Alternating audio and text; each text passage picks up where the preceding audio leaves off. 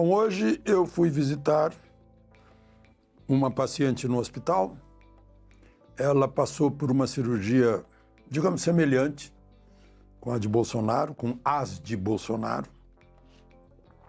Ela é médica e me disse não entender como Bolsonaro está sozinho numa solitária. Porque ela está com o apoio de um médico, um enfermeiro, um auxiliar de enfermagem, mais o marido. E ela disse que é terrível, o acesso de tosse à noite, porque vai saliva para o pulmão e isso é perigoso. Então quer se livrar da tosse, dói tudo, porque está com a tela, como o Bolsonaro. Coisas, funções fisiológicas precisam do amparo de alguém. Ela lembrou como é que o Bolsonaro se levanta para ir ao banheiro à noite, com todos os distúrbios que ele tem, todas as comorbidades da tontura, a labirintite, as dores, esse desamparo, diz ela, é desumano, né? Qualquer médico não concordaria com isso. Foi o que tentou fazer o Conselho Federal de Medicina e foi impedido pelo ministro relator, que é também o executor, juiz de execuções criminais. Só para a gente pensar, né? Isso sem considerar o mérito do julgamento, né?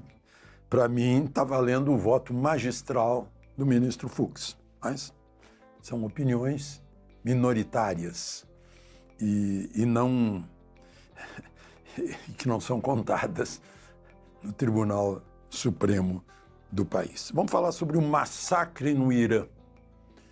Gente, a última notícia que eu tenho de lá, e agora são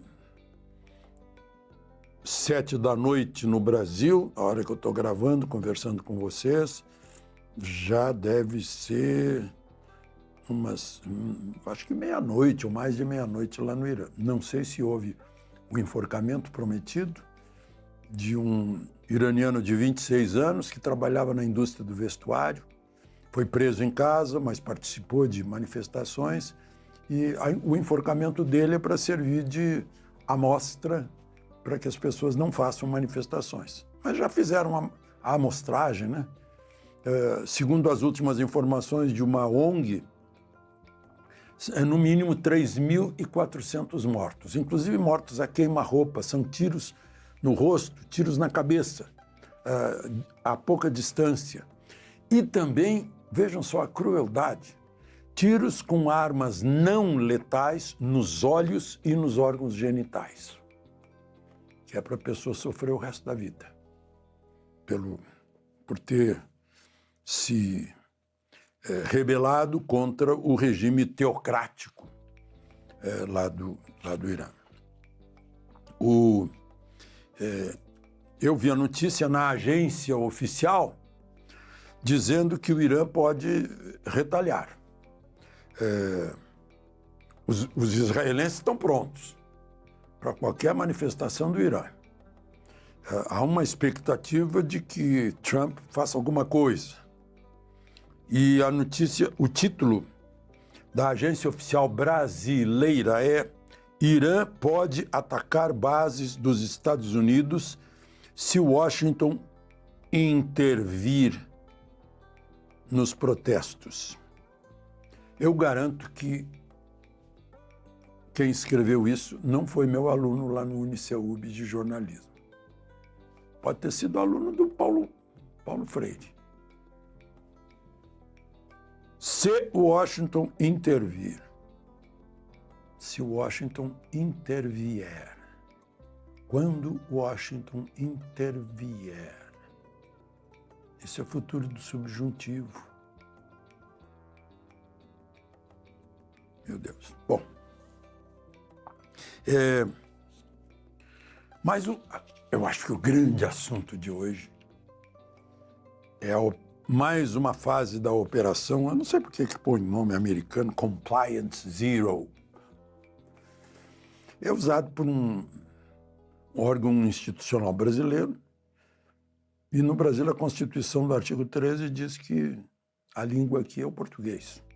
Mas talvez seja coisa de marketing.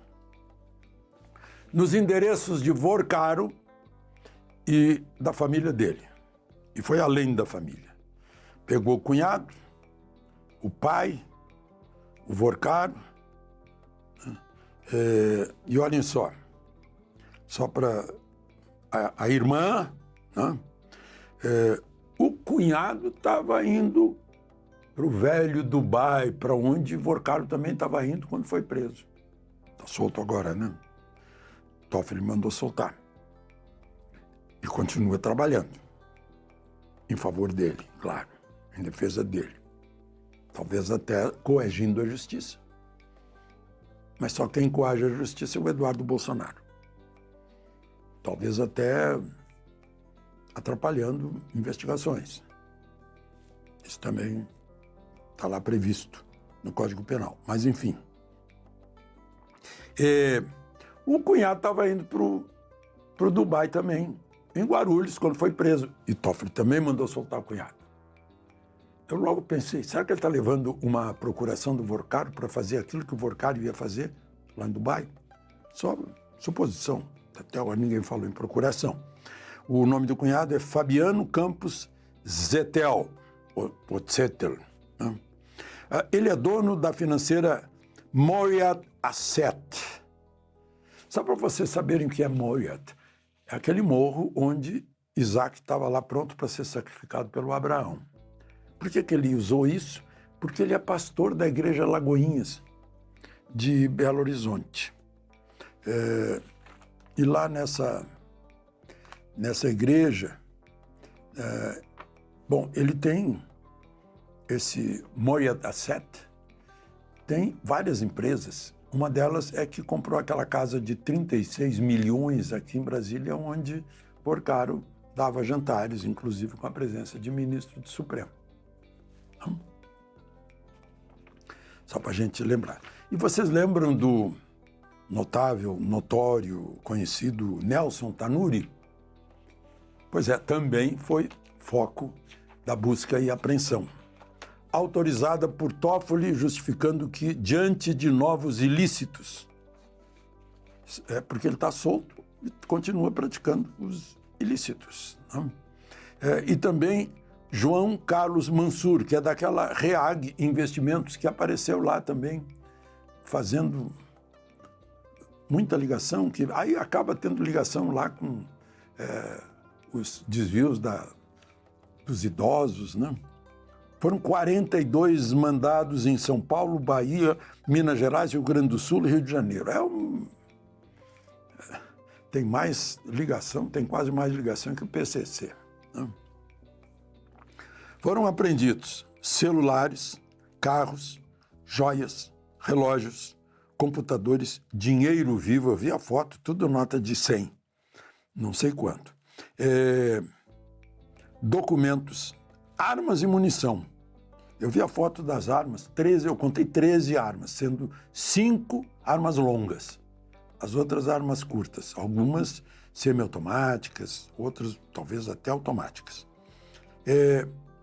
O Toffoli aprovou bloqueio de 5,7 bilhões em bens. Isso significa $1 bilhão. E aí a manchete de todos os grandes jornais: lacrados e acautelados no Supremo. Todas as provas recolhidas estão lacradas e acauteladas no Supremo. É o país do sigilo, em que só transparente é o número de pessoas que tem que receber a garantia, o fundo de garantia de investimento. São 1.600.000 pessoas. Isso não é sigiloso, isso a gente sabe. Pessoas que ficaram na mão. Né? Eu suponho que a Polícia Federal inventariou tudo isso antes de lacrar, para que não haja nenhum sumiço de provas essenciais. Provas que demonstrem a amplitude dos apoios desse senhor Vorcaro. De Brasília, Alexandre Garcia.